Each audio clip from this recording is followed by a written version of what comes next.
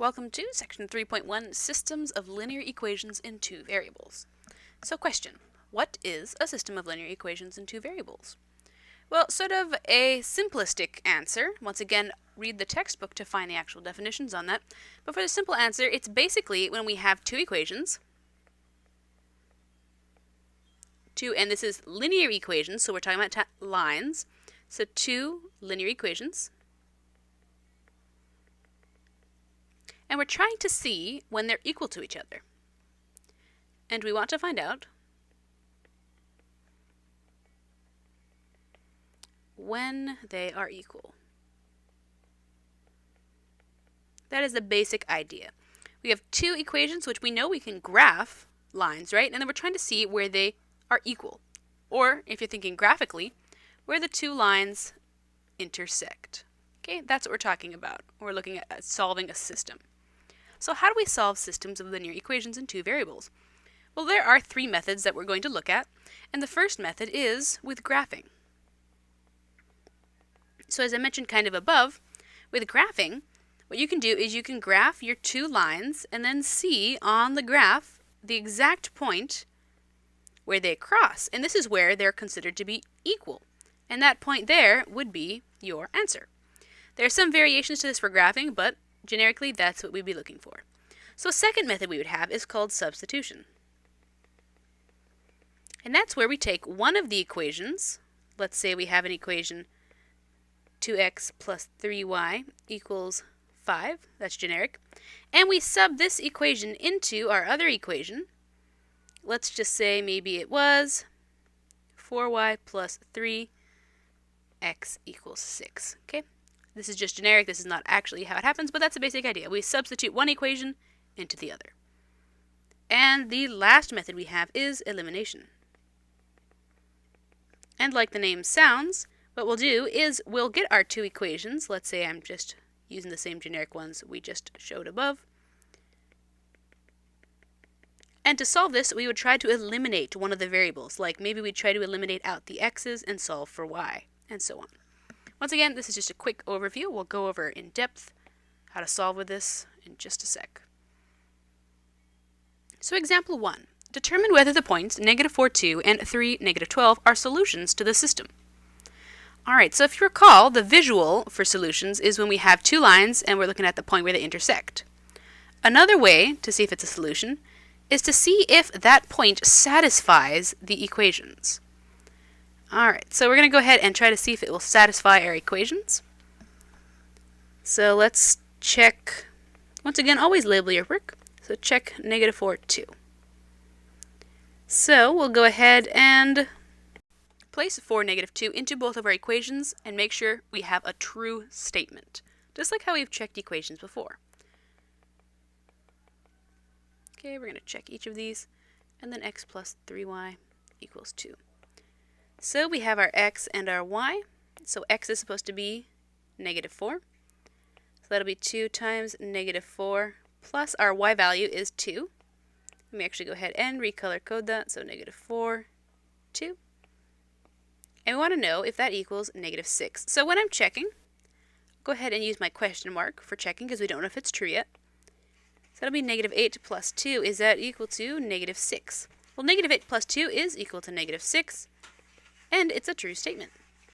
And you might be hearing my cat scratching her post in the background. Sorry for that sound. Alright, so this is a true statement, so it checks out for one of the equations. Now we need to make sure it checks out for the other equation.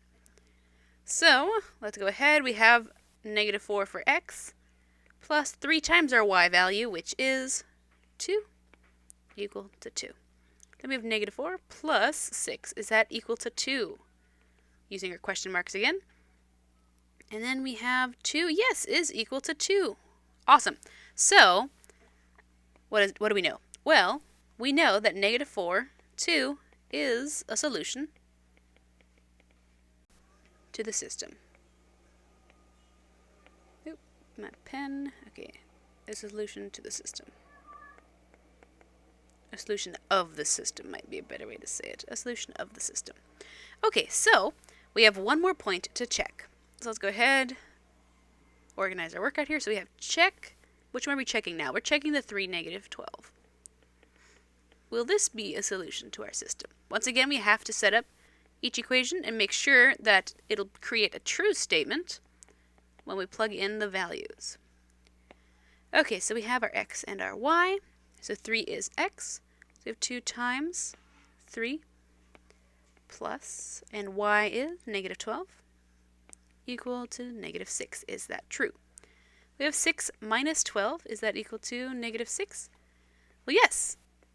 Negative 6 is equal to negative 6. So far, looking pretty good.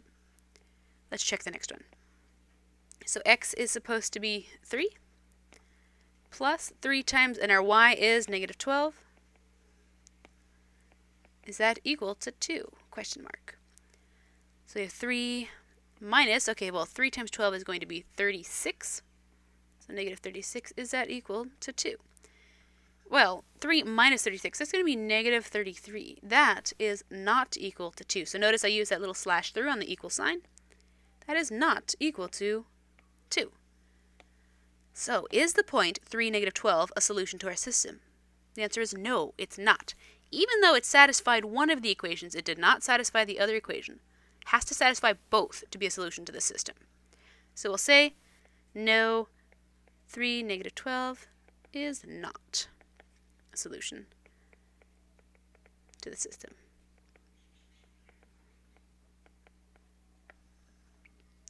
Alright, so now let's take a look at how to actually find solutions to the system. So we have this system here. So we have our 2 equations, the first one and the second one, and it says to solve it using the graphing method. Be sure to state intercepts and the slope of each line. Alright. So we've practiced graphing lines before, so that shouldn't be too bad. Let's go ahead and start out with that. I'm going to go ahead and use different colors for each of these. So for the first line, I'll go ahead and use red. I'll solve for y to get into slope-intercept form, so y equals negative x plus 5. Which means, let's see, my slope is equal to negative 1, and my y-intercept is equal to 0, 5. How did I get that? Well, just recall, the slope is the value right next to the x, and the y-intercept is the number, or the b value. The last thing we have to do is find the x-intercept.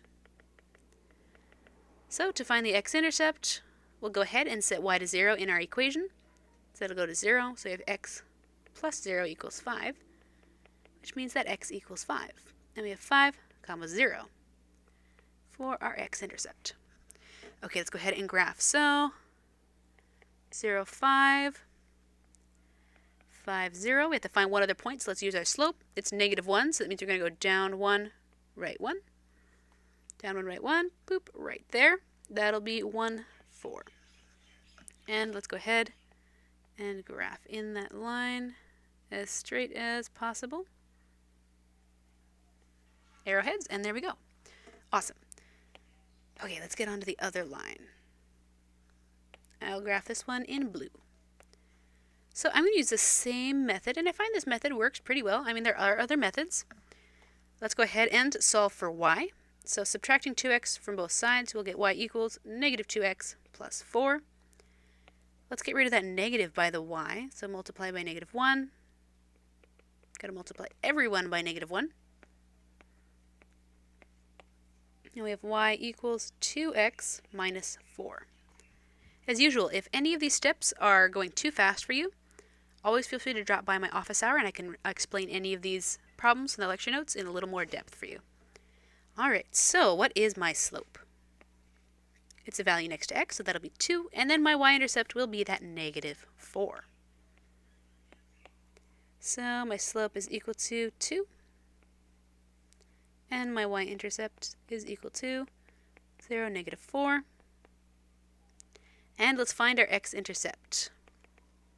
Set y to 0. So right up here, we'll set y to 0, which will be 2x minus 0 equals 4. 2x equals 4. Solving for x, we'll divide both sides by that 2. And we get x equals 2. All right, let's go ahead and graph these. X-intercept 0, 2. Y-intercept 0, negative 4. And my slope is positive 2. So positive 2 would be up to right 1. So let's go ahead and count. We could start from either intercept and count. I'll go up to right 1 here, and that point is, what is that? 1, negative 2. Or you can also go up to here and right 1 there. It doesn't matter which one you start from, as long as it's one of your intercepts. And what would that point be? That looks like 3, 2. All right, let's go ahead and draw in our line.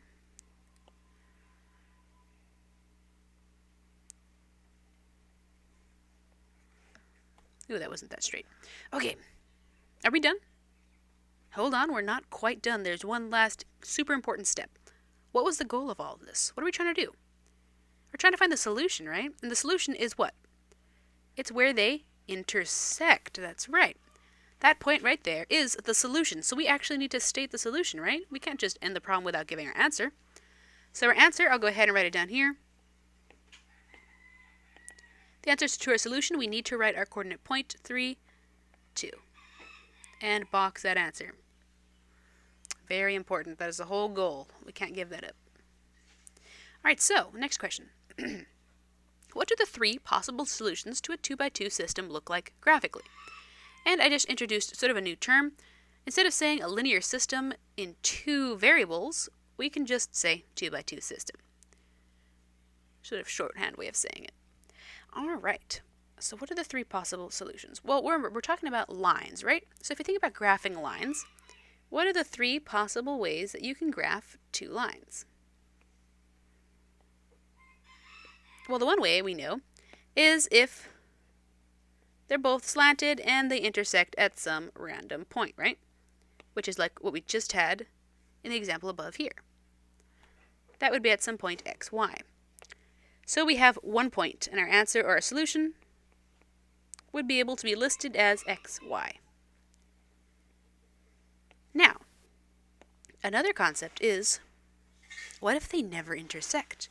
What if our 2 lines actually happen to be parallel lines, and they never ever intersect? What would my solution be? Well, my solution would be there is no solution. They don't intersect. They're parallel lines. They're never ever going to intersect. So that is one possibility. If your variables cancel out when you're solving, you might have a no solution case. Now there's one other possible outcome, and that's if you actually have the exact same line. So they're right on top of each other. If you have the exact same line, how many solutions are there? Well, you could say, oh, this is a solution, right? That's where they intersect, x, y. But then I would say, what about here? They intersect there. And then you would say, well, what about here? They intersect there as well. In fact, they intersect at so many points because they're right on top of each other, right? Can we list out all of the points they intersect each other at?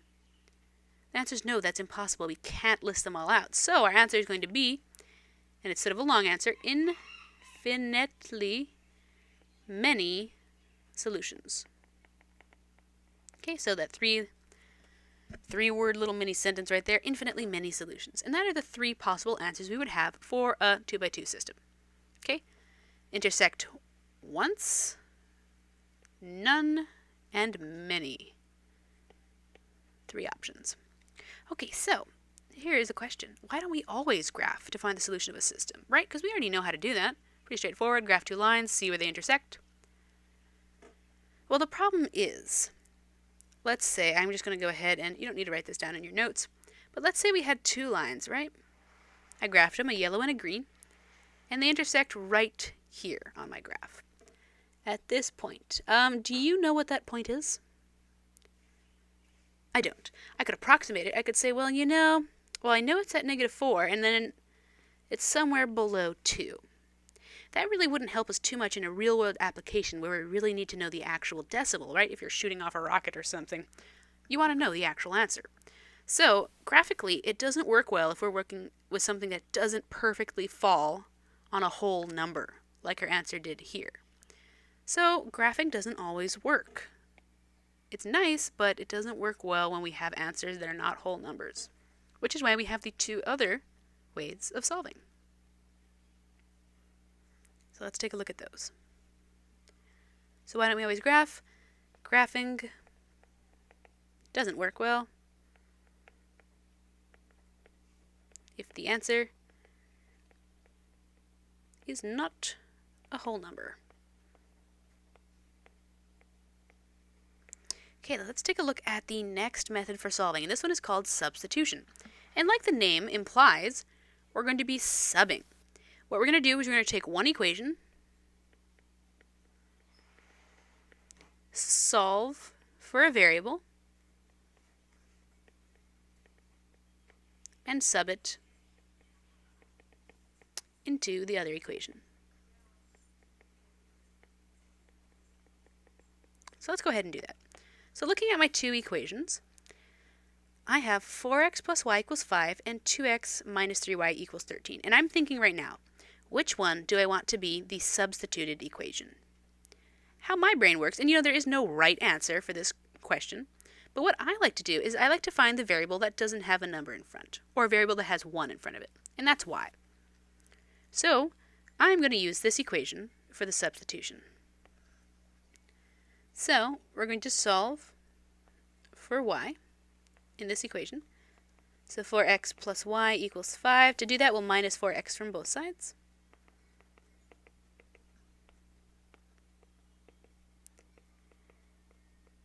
Okay, so now we have set this up perfectly for substitution. How do I know that?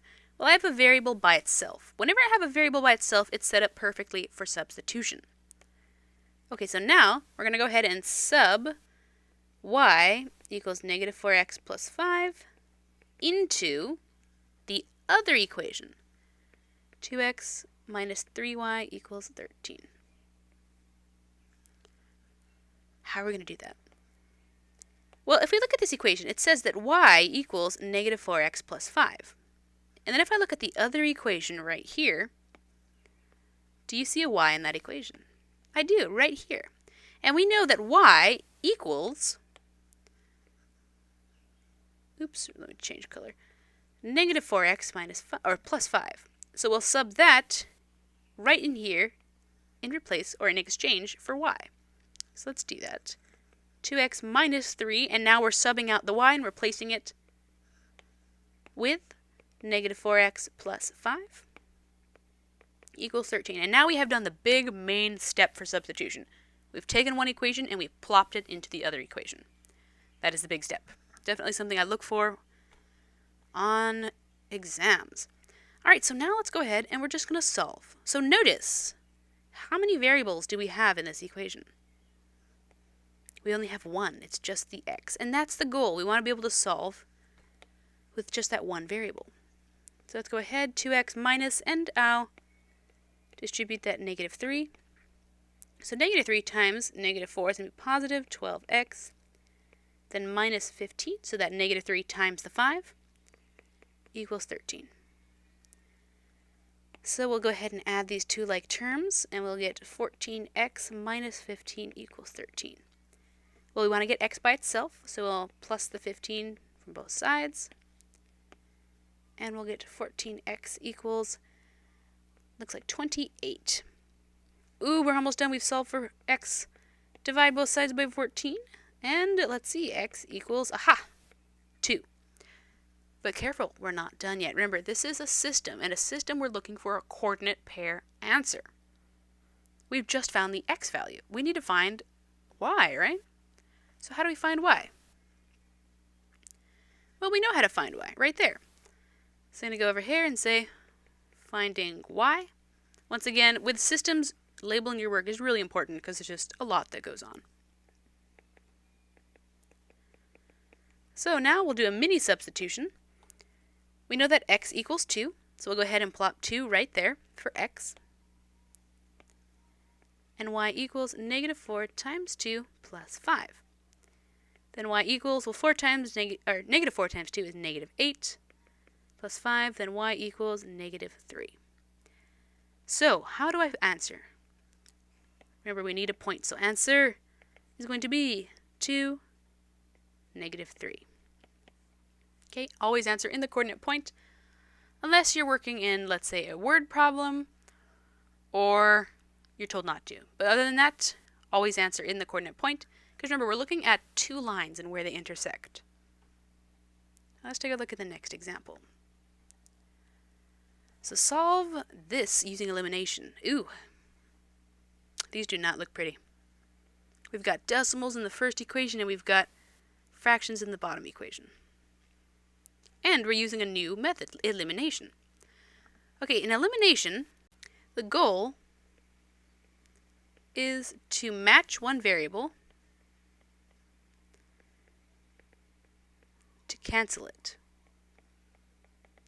But before I even do that, I want to make my equations look nicer, because right now they look really nasty. I have decimals and fractions, and I don't want to work with that. So whenever you're working with elimination, always keep your bracket going on the side. That way I know that the two pairs of your equations are. That is something I will grade for, so please make sure to use your brackets.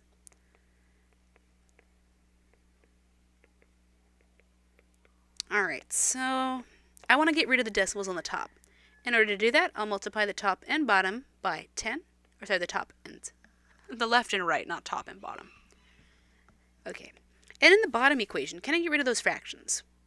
Yeah, if I multiply everything by 3, I can get rid of those fractions.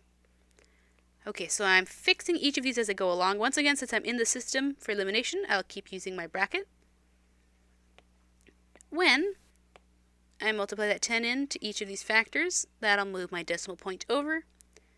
And I have 4x plus y equals 5. Take a look at the bottom equation. When I distribute in that 3,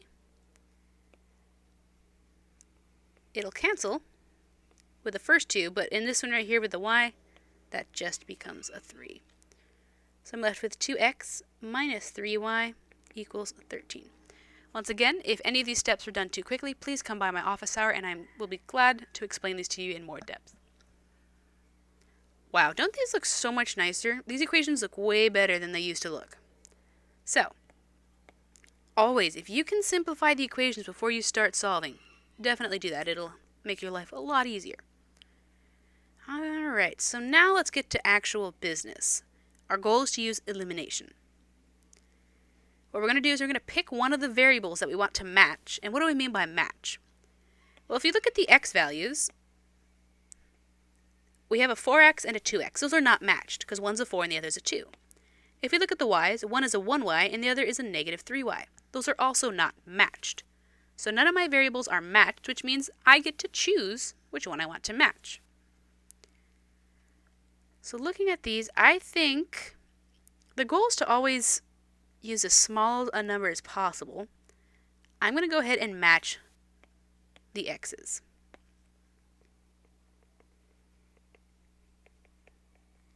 How would I match them? Well, I want them to be the same number. So you know what? I'm going to make them into 4x's. Match the x's into 4x. Well, the top one is already a 4x, but the bottom is a 2x. How do I make that a 4x? Well, I just multiply them by 2, right? So we'll go ahead and multiply by 2, but be careful. If I multiply one side of my equation by 2, I have to multiply the other side by 2 as well. Be very careful with that. Okay, so let's take a look. We have 4x plus y equals 5 on the top. We didn't do anything to that one, but we did multiply the bottom equation by 2, so we'll get 4x minus 6y equals, and that is 26. All right, hey, what do you know? Look, the x's are matched. Awesome, so the first part of my goal is done. Well, what do we do now that they're matched? Well, that's where the name of this method comes into play. We're going to eliminate the variable that we just matched. Okay, so now we're going to eliminate the y's. Or sorry, eliminate the x's. So this is where you're going to decide to use addition or subtraction. If I was to add my equations, and notice I do my little addition sign on the side, please make sure to put a positive for addition or a subtraction for negative when you do your work. If I was to add these, then I would have 4x plus 4x, that would be 8x. Did I succeed in eliminating the x's? No, I did not succeed. So we're not going to do addition. Let's go ahead and try subtraction. If I decide to put my subtraction, then I have 4x minus 4x, and that equals 0x, which is actually just 0. Did I eliminate the x's?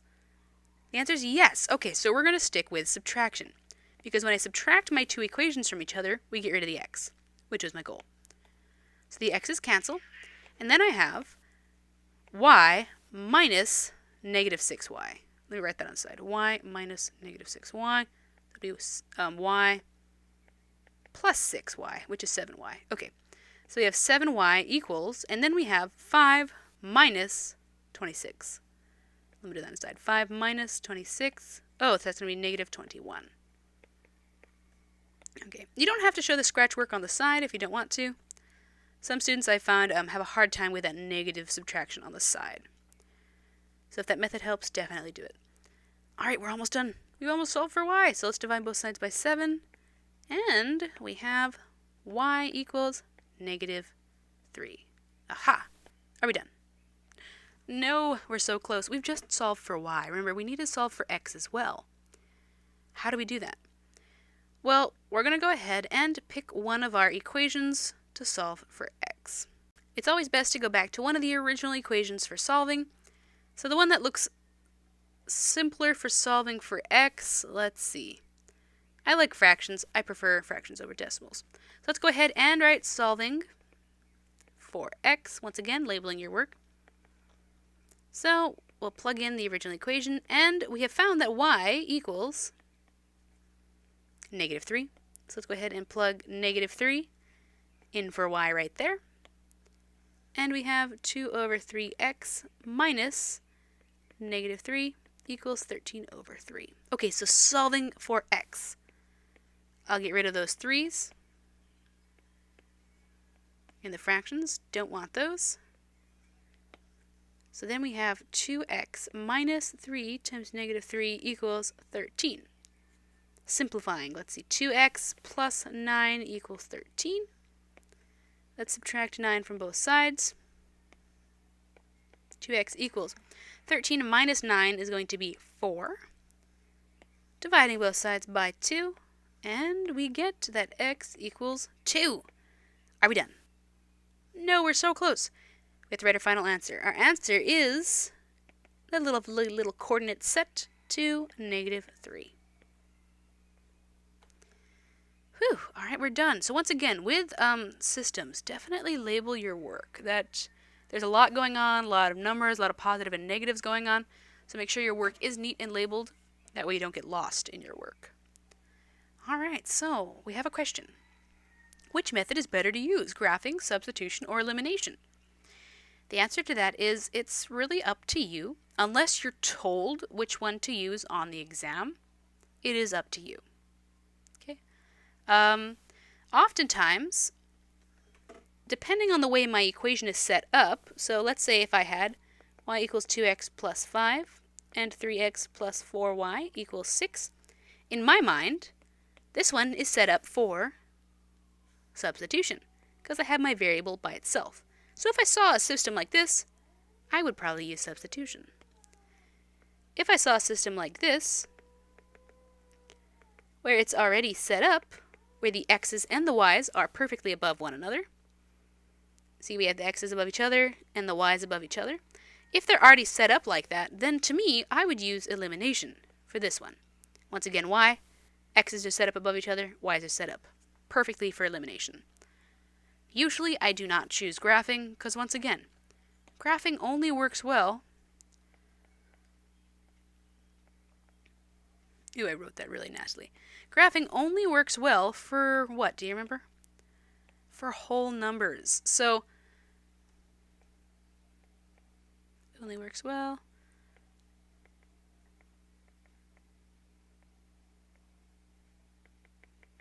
So, it's usually not the best method. It's cool because you get to visually see the answer on the page, but it just doesn't work that well when we start getting decimals and so on. So as usual, up to you unless stated otherwise on the exam. Other than that, please feel free to reach out to me for an office hour or a meeting to go over any of these problems.